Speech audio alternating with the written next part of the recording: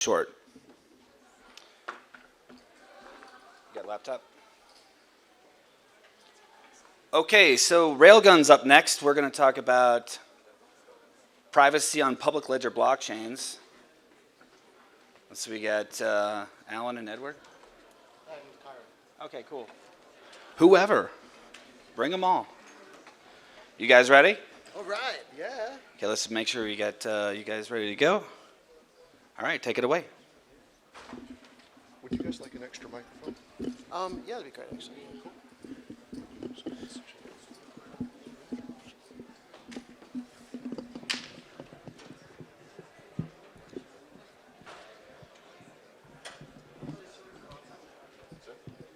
I'll bring you guys a wireless in a second.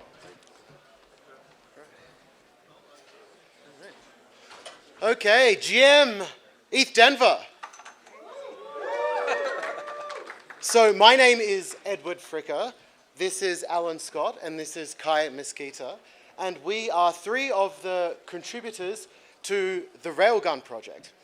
Railgun project is a privacy system for public ledger chains. And our app is a D app called Railgun, a smart contract system for private DEX trading, private transactions, and private balances that does not require use of a layer 2 or bridge. Now, I will give some brief context. Then Kai will talk about the ZK snarks and the technology that was needed to put this D app together. And Alan will talk about the practical applications and why people are using this kind of privacy technology. And also how builders like you can adapt this technology to make your applications private as well, so people who use your D apps can enjoy the same privacy that we do. So to start off, privacy is important. Privacy is something that all humans instinctually value. Even those who seek to remove our privacy want it for themselves. Information about you is used to pretend to be you. Your own information is used to access your accounts, and if the people have access to that same information, they can also access your accounts. So privacy isn't just about information and things you want to hide. It is access to the things that you find valuable and the things that you desire. Furthermore, professionals need privacy. I'm a lawyer. I am legally required to keep the interactions between me and my clients confidential. Even the act of visiting the lawyer has to remain confidential because people do not want suspicion thrown upon them simply because they're seeking legal advice. That is the same for psychiatrists. Even the amount that you pay a psychiatrist needs to be private because just from that information alone, a lot can be assumed about your private life, which you might not feel is appropriate to share with the public and the outside world. You can see that privacy is not just a luxury that people can enjoy, it's required for many professionals. No one questions why government officials might ask to make their documents confidential or classified. For example, payrolls. If you had access to the payrolls of undercover agents in a law enforcement agency, then you would also know where they shop and where they happen to be at any particular time of the day. I don't think it would bode well for their career. So why is this relevant? Blockchains are fully public. All of your embarrassing mistakes and all of your behaviors are not just recorded live, they're immutable until the end of time. So you can't erase them 20 years in the future if you happen to want to hide some of the degen trades you've made. It's actually easy now to assign your real identity to your wallet address. Many applications collect all kinds of metadata about you, and the data analytics service are very successful at attaching users to their wallet address. So people like to use privacy applications and privacy solutions. You can use a decentralized exchange with a D app like Railgun to stay private when you're trading. Now, I'll introduce Kai, who's going to talk about some of the technology that's used for achieving this kind of privacy when you're interacting with smart contracts. Yeah. Well, so I think people here, some of the room might be familiar with zero knowledge proofs and associated cryptography. They usually, so they do provide a pretty strong level of privacy, but they're usually pretty expensive to use computationally. And in a constrained environment like Ethereum, that can be a bit of a problem. And then, of course, on the user side, there's an issue. We've got a mic here. On the user side, of course, you want to be able to use it on mobile devices and not require your users to have a supercomputer in order to generate a transaction. So on Ethereum, we can be smart about the cryptographic primitives that we use in order to make things more efficient. So we've got EIP 196 and 197, which adds the relevant precompiles in order to do verification of Grot16 proofs fairly succinctly. So Grot16 is a ZK snark proving system that is unmatched when it comes to verification efficiency, but it's pretty expensive to prove. So in order to keep the efficiency on the proving side within the realm of being able to run it on, say, a mobile wallet, we need to be smart about what crypto primitives we choose in our protocol. So we can choose say for example, for hashing systems, rather than traditional SHA-256, we can use MIMC or Poseidon, which is very snark friendly. So Railgun uses Poseidon and Grot16, specifically because they kind of fit the trade-offs that we're looking for on Ethereum. And it uses them to create a private smart contract wallet. So you can deposit into a privacy pool, transact internally, privately, using a similar construction to Zcash. So that's using a UTXO Merkle tree to keep track of balances, nullifiers to prevent double spends, and then snark proof to actually do the updating. And that provides a pretty strong level of privacy. But we can also extend that to add in the ability to encode arbitrary smart contract calls into the snark transaction.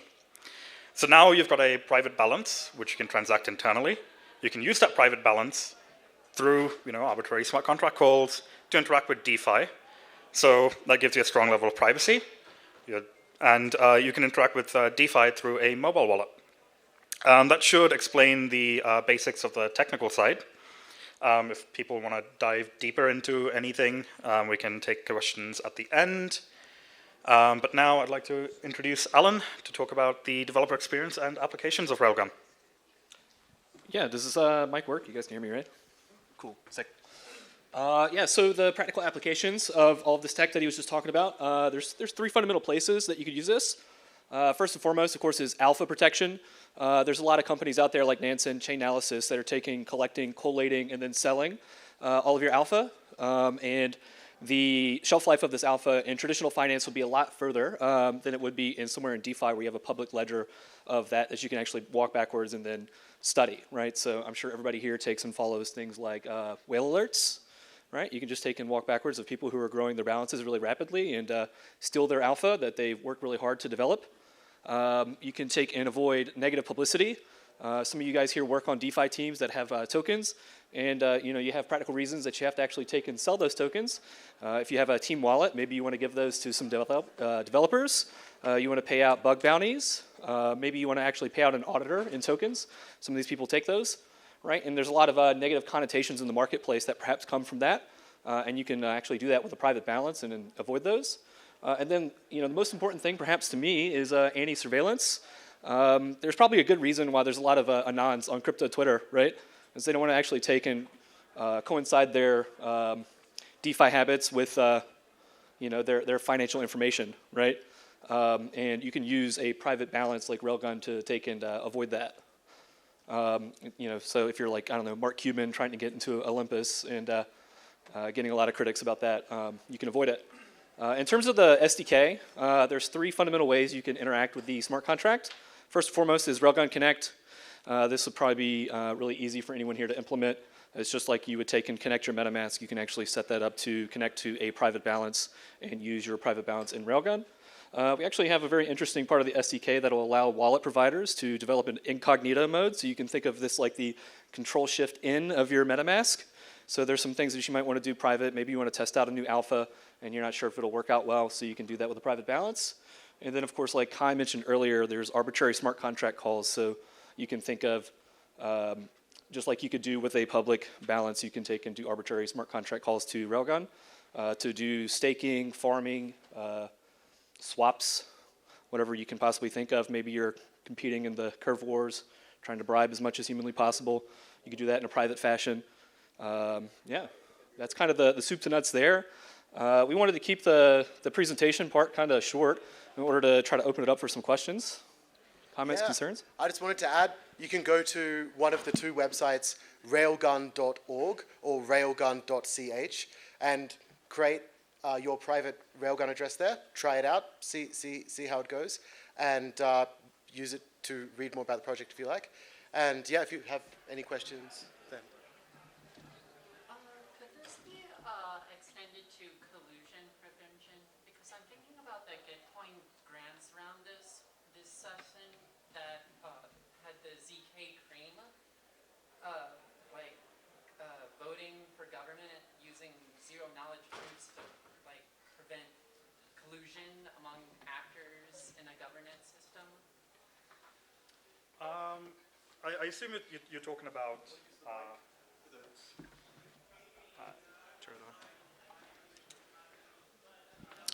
Okay, cool. I assume you're talking about the zero knowledge voting systems that are out, which allow you to change votes after the fact without letting people know what you voted. Railgun's a purely transaction system, so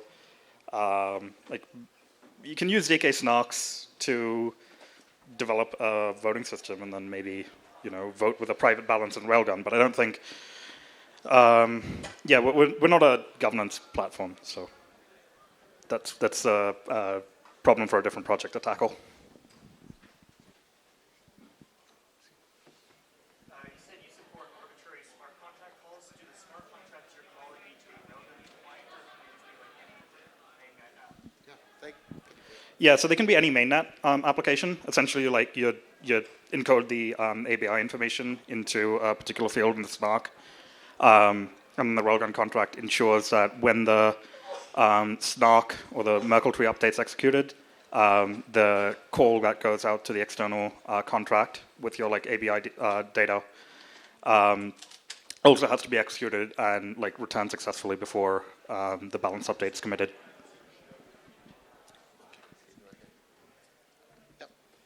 So what would be the advantage of using you guys over, say, going directly to Etherscan to do a private transaction through their private RPC, for example? Yeah, so there are a couple of ETH miners that provide hidden transactions. They're private until they're mined, right? So you can do a transaction, and the idea behind that is mostly to prevent front running. So if you get a front running bot that sees a transaction in the mempool that's buying a large amount of some low liquidity coin, you're obviously going to get hit pretty hard by sandwiching. So the idea behind the private RPCs is to you don't reveal your transaction in the mempool until that's actually included in the block. But once it's included in the block, you have the same privacy properties as anything else, right? So you can still go to Etherscan and see all your transaction data. So Railgun transactions hide the transaction data even after it's been included in the block. Can you please describe what the system compliance audit process was like and what did it entail? Want to talk about the audit, Sally? So you're referring to an audit of the smart contract system? Yeah, if you had to bring in a third party to audit for some type of validity or give you some strength. Yeah, so Yeah, we've actually pretty intensely audited the smart contract system here. So we've completed audits with ABDK, Zokyo, Hacken, and we're actually in audit now with Trail of Bits. I think we'll get to like remediation or whatever at the end of the month. And we chose ABDK because they're like subject matter experts on the Poseidon hash. They did a lot of the research for this stuff. So I'm not sure if that really answers your question, but yeah, we had to do a lot of rigorous testing to ensure that one, it's not only funds are SAFU, but also that it's private, right? So there's a whole different level of it, right? So the caliber for security has to be pretty high because in a privacy system, right, if there is an issue, you don't really know where it is because it's private, right? You have to be right from the go. So I mean, we're constantly auditing the code, right? So ABDK has been digging into the code since what, June?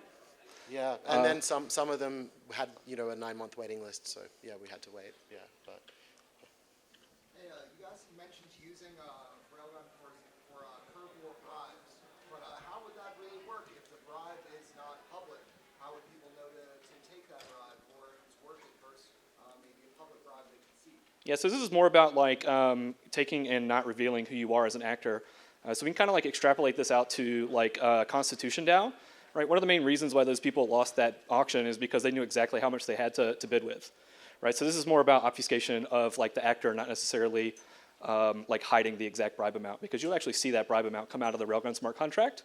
Right, it's just like a big pool of black hole, like a dark pool of liquidity that's staking and doing the bribing, not necessarily you exactly. If you don't want people to know that you're the one that's doing the bribing.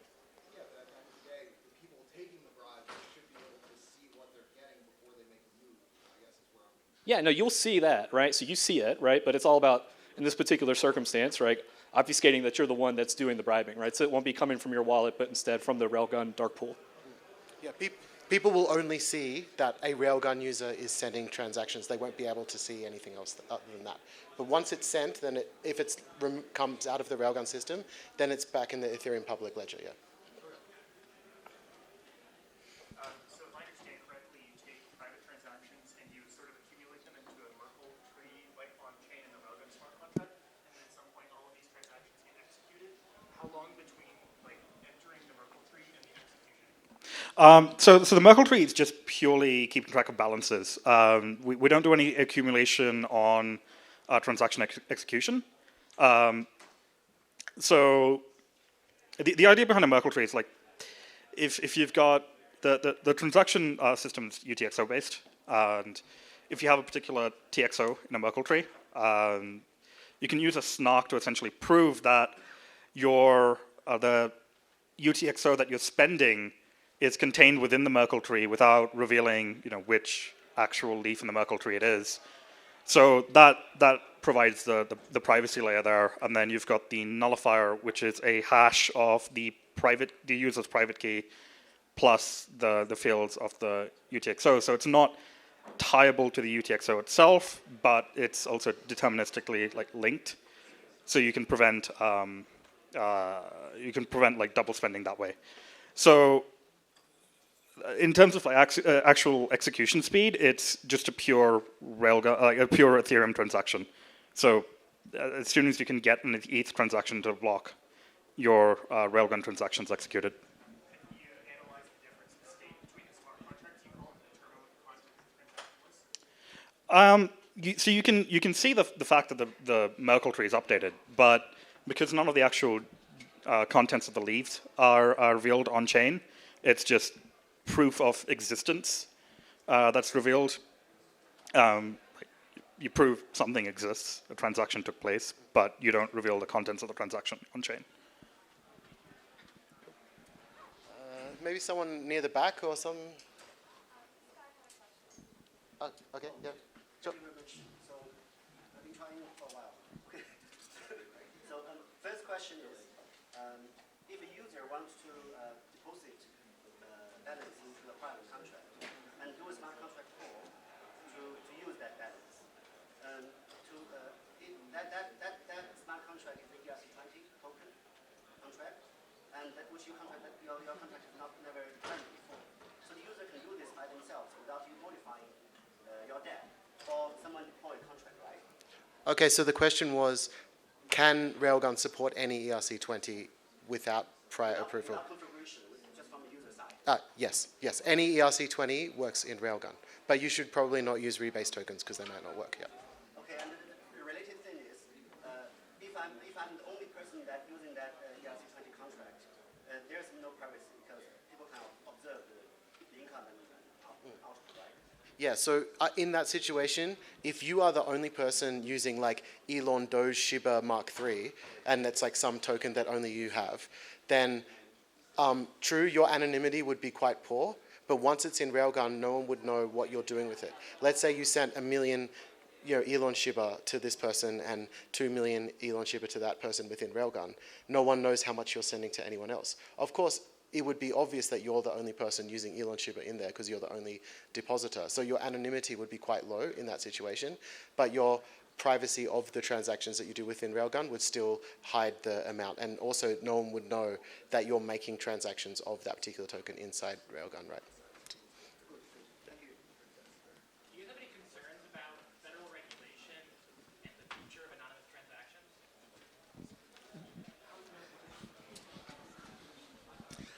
So yeah, a lot of people want to know more about, what are the laws around these kind of things. At the moment, it's not particularly clear, but there has not been any problem for Zcash, which is a very effective private transaction tool. And even Railgun is not as private as giving someone an envelope with cash in it. So most people have blinds at home. They like to draw the curtains when they're not home or when it's late at night. People do acknowledge that privacy is a human right.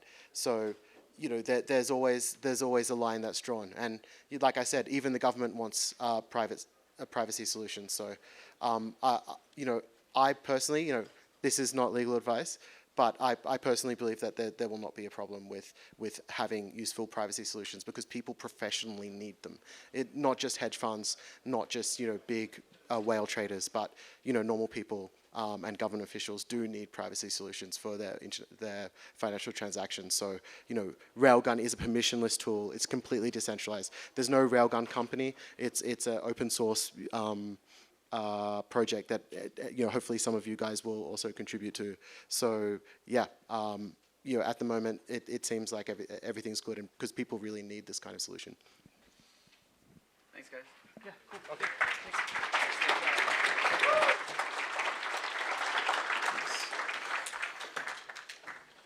All right, speaking of regulatory things, one of the things that we do here at ETH Denver is we build bridges. So if y'all don't know, we have a partnership with the state of Colorado. We have a technology sandbox and incubator called Colorado Jam. Check out the bounties for that. But in the meantime, I'm going to introduce a friend of ours. His name is Matt West. He's running for Congress.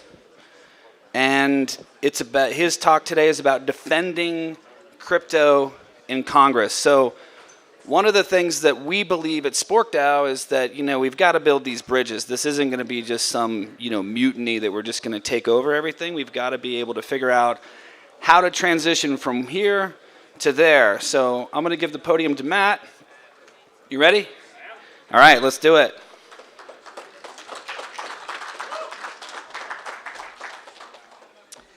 It is an absolute pleasure to be here, although I will say we may be doing a slight mutiny with the U.S. government if this election goes according to plan. Seriously, thank you all so much for being here, both for everyone attending in person, virtually, and our hosts for having me here. This is an absolute blast. I've been in the community for quite some time, but never actually been to ETH Denver, and I am thrilled to finally make it my way here. I'm here because, as I'm sure you've all been noticing, our community, the one that we've built over the last decade with over now $3 trillion worth of assets, is under pretty much sustained attack, just constantly across the entire world, but also right here at home in the United States. I mean, just this weekend, I saw some rumors, some news that BlockFi was hit with a $100 million fine by the SEC and our good friend, Mr. Gensler. We have no idea why at this moment. No one knows what the thing that they're being slapped with is for, but that is what the rumor mills have been saying, at least on Bloomberg, so we'll see if that holds out in the next couple of days. You know, I mean, like I said, time and time again, we've been threatened. Just very recently, Bitcoin and many other cryptocurrencies were outright banned in China. Other nation states were also talking about doing that, such as India, but they ended up going with a 30% tax instead and with the legalization route, which is pretty heavy, but you know, better than an outright ban. In the United States, we've also flirted with the idea of doing outright bans, but what we're going with right now seems to be just smothering regulations. Like when you look at the 6050I provision in the infrastructure bill, for example, everyone in this room knows that is fundamentally unworkable to have every single node maintainer have a verify every single transaction that goes through that node at any given time to make sure that there is no malfeasance going on. That is fundamentally unworkable and would completely cripple a decentralized network like Ethereum. We cannot have that happen. That is absolutely why we need people in Congress who have an understanding of how these things work in order to make sure that we get bills that make sense. I mean, at a similar event to this, there was Do Kwon from Terra Labs walked up on stage and was presented with a subpoena by the SEC. Thank God that didn't happen to me walking in here, both as a guy who's trying to be a politician, but also as a developer for Yearn. For my background, I have, I'll intersplice my crypto background and my other exterior background into the same story. And I got involved in crypto in like early 2009. I actually did some very early mining on Bitcoin, but I was in undergrad at the time at the University of Arizona in the summer, and having my computer on nonstop was not exactly feasible in my under air-conditioned apartment. But I got back involved in 2013 with an ASIC miner, one of the very few Butterfly Labs machines that actually got sent to real human beings. I got one of them, and I mined with that until it was no longer profitable. At that point, I was in grad school, going on my PhD for chemical engineering, specifically focused on electrochemical technologies like fuel cells, batteries, solar, to fight climate change, and that's also why I'm going now back into politics with that lens in mind as well. I graduated, and then I moved out to work at Intel, where I was at their R&D facility in the Portland metro area, helping to turn pen and paper schematics into silicon and metal next generation computer chips, so that was my job there. And during the pandemic, during 2020, while many people were learning how to make sourdough or knit and crochet, I taught myself Solidity and did programming for the first time since my first year of undergrad, and joined a hackathon that Yearn was sponsoring to get one of my ideas for a vault up and running. We actually, my partner and I, won Yearn's portion of that hackathon, and we were developers ever since as strategists. And I'm actually in the middle of writing a few strategies right now. So the work continues. But, everyone has their own little crypto rabbit hole story. For mine, I think it's in two different parts. The first is when the 2020 crash, I was trying to get some of my money out of like my corporate stock account with Intel into crypto, but selling my Intel stock took 3 days, transferring it 3 days, getting it to my personal bank account and then into Coinbase, also a couple of 3 days. By that point, over a week had passed, but once I finally got it into crypto on chain, I could make these transactions within minutes. And that was immediately like a light bulb where it was very clear how we were not ever going to go back to the archaic system we have now. Also during DeFi summer, while everyone was like moving from one protocol to another to farm yams or what have you, I saw Yearn making their vaults and basically doing all that maintenance on behalf of the users so that you didn't have to get hit with those extremely high gas fees every given time. So looking at the various ways that we're now working with these money Legos, like Alchemix, for example, if you guys are familiar with that protocol, self-paying loans built on top of Yearn's vaults so that the APY, you're essentially as a borrower paying a negative APY to take out a loan, which is unheard of anywhere else basically, except for nations with a negative monetary inflation rate. And that kind of goes exactly into why I'm running for Congress. Everyone in this room knows how awesome the technologies we're building are, and it's very clear that people currently in power do not. They do not understand it, and in many ways they're actually straight up afraid of what they don't understand, and that's why they want to shut us down. And, we really need to have people of our own in Congress. Imagine how effective the United States government would be if the people who are making rules actually understood technology, actually understood science, how much we would be in a much better state today. And to me, this race in Oregon 6, my home, is a huge opportunity for our community. If we win, not only will we get a crypto friend in Congress, we'll get a native cryptocurrency blockchain person and developer. That will be a game changer for our community. All of those nonsense bills will not make it to the floor without me having talked to my colleagues behind closed doors to tell them why getting this social security number for somebody trying to sell a JPEG is straight up nonsense. So, with the help of this community, I am absolutely convinced that we can win. For those of you who happen to live in my district, if there are any of you in this room, please vote. I need your vote, and I need to make sure that we can get all the way to Congress. For the rest of you, let's be real. Right now, money moves Washington. While I'm a huge fan of campaign finance reform, I cannot do that until I'm actually in office. And historically, we've been an apolitical group, right? We haven't really been loud about our political stances. We've tried to keep our spaces non-political, and we haven't historically donated to political candidates. But in the United States, that is the absolute perfect mixture of ways to get career politicians to not care about you at all. So I guarantee you, if my campaign can raise the millions of dollars that it needs to run a race and win from the crypto community, we will force them to listen to us, straight out. So I know that if you donate, we can win this. For those of you in this room, please point your phones at a QR code, which should be taking a nap. There it is. Please point your phones at those QR codes and donate today. For those of you virtually, please go ahead and go to my website, www.mattwestforcongress.com, and donate that way.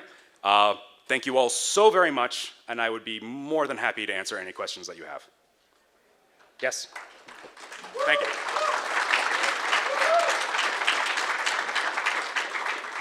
Does Oregon allow for campaign contributions in cryptocurrency? Excellent question.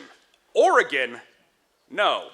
But it's actually, this is a real story. So in the state of Oregon, I did not know this until I started running. One of my primary opponents is an anti-crypto lobbyist and legislator who got appointed to her seat. She voted to ban the state of Oregon from interacting with any blockchain whatsoever for any reason, and that is actually now state law in Oregon.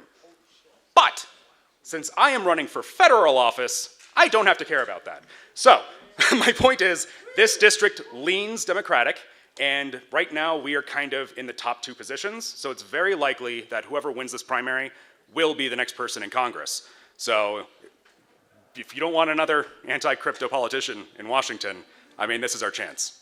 So my website does accept donations in crypto. We do have a QR code for that through BitPay as well. But yes, it's a very, unfortunately, mixed answer.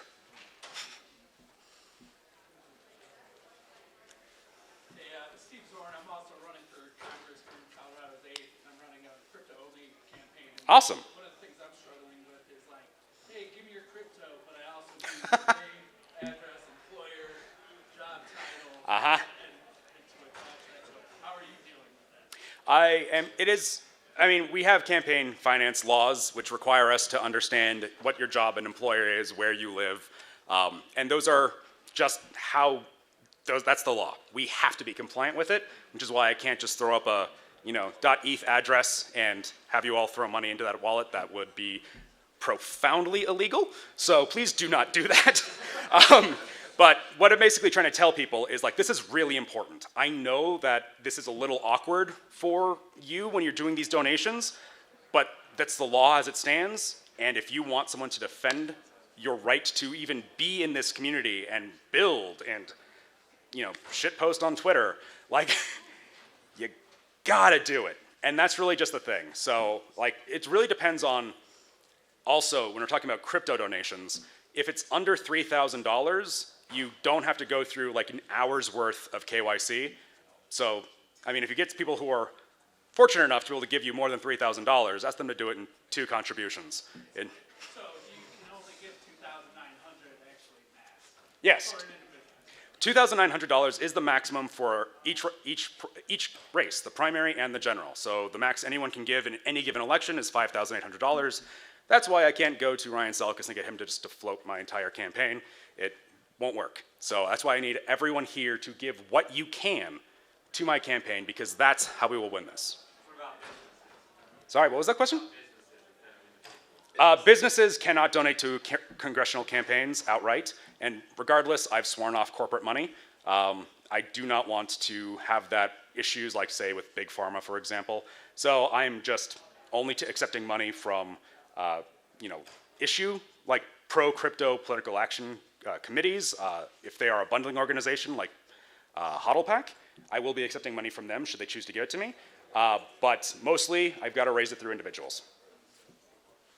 So if you are able to accept money from HODLPAC, and I assume that that's not like a KYC legal entity, are you open to other groups forming super PACs around you that can maybe coordinate money externally to this KYC system? I would love to answer that question, but cannot for legal reasons.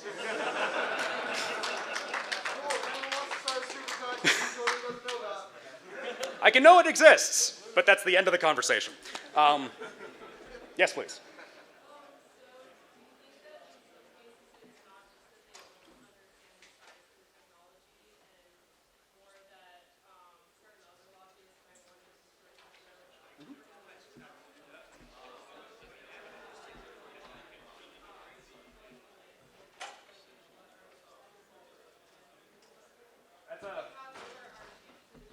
That's a great question.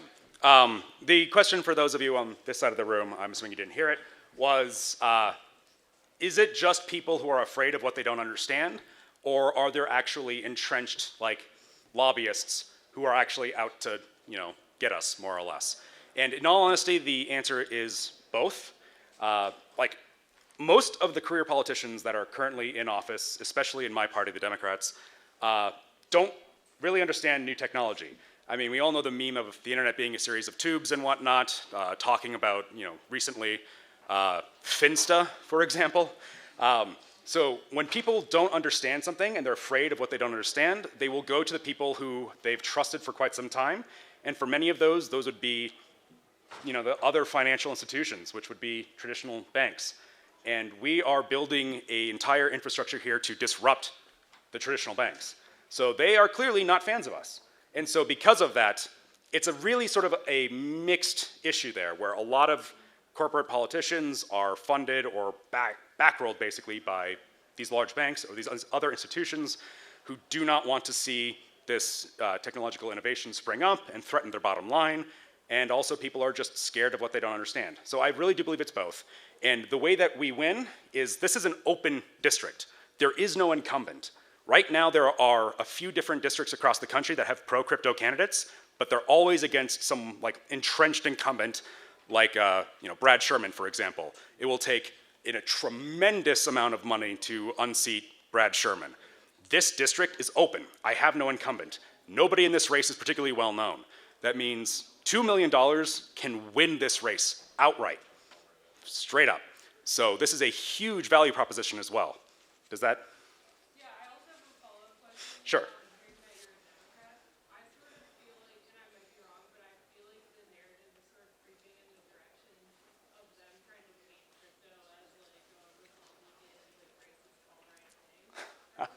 Yep.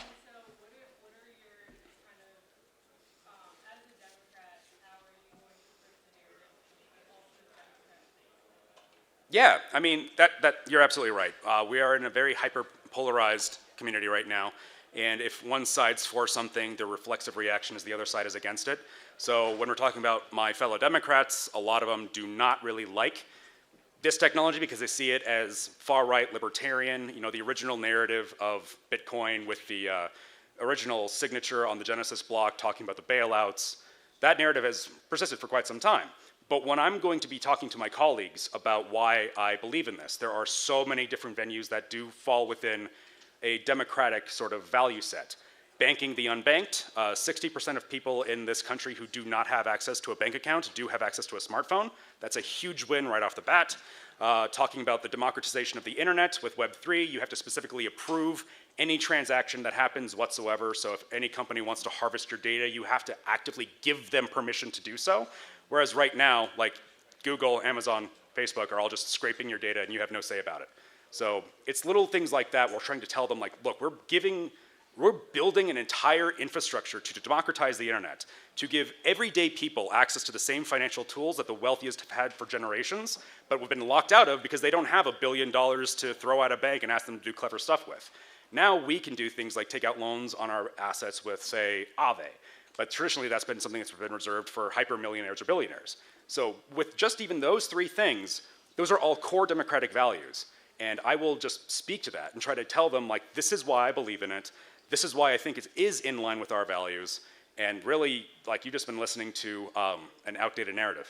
We have definitely grown beyond libertarian sovereign money and into a completely diverse crowd of people. Thank you.